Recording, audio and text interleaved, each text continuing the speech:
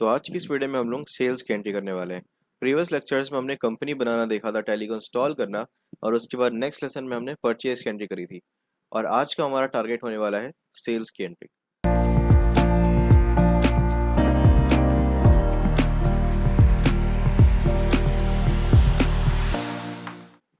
सो Telegram चालू करने के बाद यहाँ पर हम कंटिन्यू इन एजुकेशनल मोड करते हैं वापस से। और आप मेक श्योर करना कि ये जो लेफ्ट वाला मेन्यू है इसमें आपका कंपनी शो हो रहा है कि नहीं, ठीक है। अगर शो हो रहा है तो आप डायरेक्टली आ जाओ यहाँ पर वाउचर्स पे। बट अगर यहाँ पर आपकी कंपनी का नाम नहीं आ रहा है तो आपको आना है कंपनी पे, उसके बाद सेलेक्ट पे, एंड यहाँ से जो भी आपकी कंपनी का नाम है आप उस पर क्लिक करके कंपनी को चालू कर सकते हो, ठीक है। तो अभी के लिए हम अपनी यही कंपनी को चालू करेंगे। एंड यहाँ से आना है वाउचर्स में। एंड इसके बाद पिछली बार हमने सेल्स का करा था, इस बार हम पिछली बार हमने परचेज का करा था, इस बार हम सेल्स का करेंगे। अब यहाँ पर सबसे पहले एज यूजुअल आ रहा है पार्टी अकाउंट नेम, तो ऑल्ट सी करते हैं हम। मान लो कि हम यहाँ पे खरीद रहे हैं फरहान टेक्सटाइल्स से, ठीक है। हम जो यहाँ पर सामान खरीद रहे हैं, सामान बेच रहे हैं, फरहान टेक्सटाइल को बेच रहे हैं, ठीक है। अब देखो, फरहान टेक्सटाइल को जब हम कोई भी सामान बेचेंगे तो वो व्यक्ति सामान के बदले में हमें पैसे देने वाला है, यानी कि वो क्या है, सन्ड्री डेप्टर, यानी कि विविध देनदार। तो यहाँ पर हम ग्रुप रखेंगे इसका सन्ड्री डेप्टर्स। एंड इसके बाद maintain balance bill bye bill को नो रखना है, ठीक है। Enter, enter. एंड यहाँ पर अब हमारे पास पूछता है एड्रेस। तो एड्रेस में जो भी एड्रेस आप वो यहाँ पर भर देना। एंड यहाँ पर एंटर करते हैं। तो पिछली बार हमने ये वाला पार्ट किया हुआ है तो इस बार हम उसको नहीं करेंगे। कंट्रोल ए करते हैं, फिर कंट्रोल ए करते हैं। एंड यहाँ पर आप डिटेल्स को एक बार क्रॉस चेक कर सकते हो। और ये प्लेस ऑफ सप्लाई का ध्यान देना, ठीक है, क्योंकि हम लोग अपने ही राज्य के अंदर में काम कर रहे हैं तो place of supply Uttar Pradesh ही रहेगा, ठीक है। अगला है हमारा सेल्स का लेजर। यहाँ पर भी हम ऑल्ट सी करते हैं। अब जैसे पिछली बार हमने परचेज का एक लेजर बनाया था, इस बार हम लोग सेल्स का लेजर बना रहे हैं। तो हम बनाते हैं सेल्स एग्जेम्प्ट। एंड अब जितना भी परचेज का लेजर होता है वो जाता है परचेज अकाउंट में, जितना भी जितना भी आपका सेल्स का लेजर होता है वो जाता है सेल्स अकाउंट में, ठीक है। और सेल्स के कौन कौन से लेजर बनते हैं, परचेज के कौन कौन से लेजर बनते हैं, उन सबका पीडीएफ आपको ऑलरेडी ग्रुप पे भेजा जा चुका है, ठीक है। तो फिर आप ग्रुप से चेकआउट कर सकते हो, ठीक। ग्रुप में आपको टैली के 3 पीडीएफ भेजे गए थे जिसमें कि ये डिटेल भी दी हुई है। तो अगर आपको देखना है सेल्स के कौन कौन से लेजर बनते हैं तो वो आप एक बार चेकआउट कर सकते हो, ठीक है। तो हम सिंपली यहाँ पे आपको दो चीज़ लेनी है, नाम और ग्रुप। अब इसको कंट्रोल ए करते हैं। और हाँ, जब आप जीएसटी वाली एंट्री करोगे तो उसमें एक बात आपको ध्यान रखनी है, ये जो जीएसटी एप्लीकेबिलिटी है ये एप्लीकेबल होनी चाहिए जब कभी भी आप जीएसटी वाली एंट्री करो या कोई भी एंट्री करो, ठीक है। नहीं तो फिर जीएसटी का फीचर आपका काम नहीं करेगा। आगे कंटिन्यू करते हैं, यहाँ पे स्टॉक आइटम क्रिएशन पे ऑल्ट सी करते हैं। एंड यहाँ पर पहला स्टॉक आइटम बनाते हैं। तो हम यहाँ पर बनाते हैं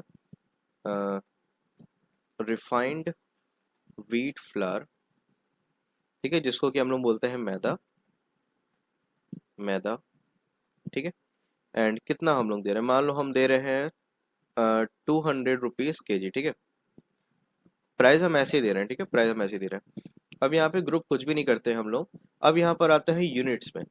तो देखो, ये जो हमारा मैदा है ये 200 रुपीज़ के जी है। अगर हम यहाँ पर के जी चूज करते हैं तो 1 किलो, 2 किलो, 3 किलो, इस तरीके से आप एंट्री कर सकते हो। लेकिन अगर आपने मान लो आधा किलो खरीदा तो आप एंट्री कैसे करोगे। तो उसके लिए आपको क्या करना है, यहाँ पर सिंपली क्रिएट पर आना है। और देखो, केजी पहले से बना है, ठीक है, तो हम लोग को किलोग्राम नहीं बनाना है। हम क्रिएट में आके यहाँ पे ग्राम बनाएंगे। एंड इसका ग्रुप कर देते हैं, इसका फॉर्मल नेम कर देते हैं ग्राम्स, ठीक है। आई थिंक ईएस होता है कि ईएस होता है, रुको यहाँ पे जीएमएस लिखो आप। तो देखो ये स्पेलिंग दिख रही है ना, ग्राम्स, यही स्पेलिंग आपको ऊपर भी लिखनी है, ठीक है। तो इस तरीके से आपका ग्राम्स का लेजर बन जाएगा। एंड कंट्रोल ए करना। अब इसके बाद देखो यहाँ पे ग्राम आ चुका है। अब आपको आना है क्रिएट में। और अब हम लोग ये जो टाइप है इसको सिंपल से हटाकर कंपाउंड करेंगे। ये होता है हमारा कंपाउंड यूनिट। अब सबसे पहले जो पहला यूनिट है उस पर लेंगे केजी को। उसके बाद यहाँ पे लिखेंगे 1000। एंड यहाँ पे एंटर करके ग्राम, ठीक है। तो होता क्या है कि 1 किलो में 1000 किलो होते हैं। उन्हीं फैक्टर का यूज करके हम लोग यहाँ पर कंपाउंड यूनिट बनाते हैं। इसका यूज करके मान लो कोई कस्टमर 250 ग्राम खरीदता है, 200 ग्राम खरीदता है, तो वो एंट्री हम लोग यहाँ पर कर पाएंगे।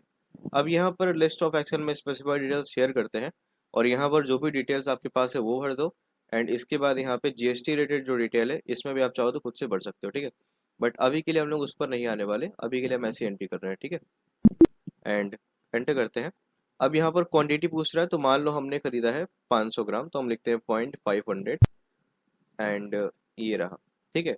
तो ये मेरा चला गया 500 ग्राम में, ठीक है। अब हम यहाँ पे लिखते हैं मान लो 500, ठीक है, एंड एंटर करते हैं। तो अब देखो यहाँ पर क्या आ रहा है, अमाउंट 250 रुपये, ठीक है। यहाँ पे देखो हमने क्या रेट लिखा है, 500 रुपये किलो, और यहाँ पे खरीदा गया है आधा किलो, तो उस वजह से यहाँ पे 250 रुपये अमाउंट आ रहा है। तो इसका मतलब हमारा जो कंपाउंड यूनिट है वो सही से काम कर रहा है, ठीक है। तो इस तरीके से यहाँ पे एंटर करते हैं और ये हमारी एक आइटम की एंट्री हो गई है, ठीक है। Enter enter enter and enter करते हैं। तो इस तरीके से एंट्री सेव हो गई है। अब अगर आपको एंट्रीज चेकआउट करनी है तो आप कंट्रोल क्यू करो, इसके बाद आ जाओ ऑल्टर में नहीं सॉरी, आप आ जाओ डे बुक में, और यहाँ पर जो भी एंट्री आप देख सकते हो, ठीक है।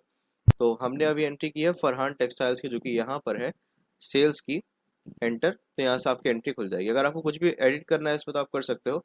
अगर आपको प्रिंट आउट देखना है तो आप यहाँ से प्रिंट पर क्लिक करो एंड यहाँ से करंट। अब इसके बाद प्रीव्यू पर आएंगे एंड यहाँ पर हमें हमारा बिल बना हुआ दिख जाएगा, ठीक है।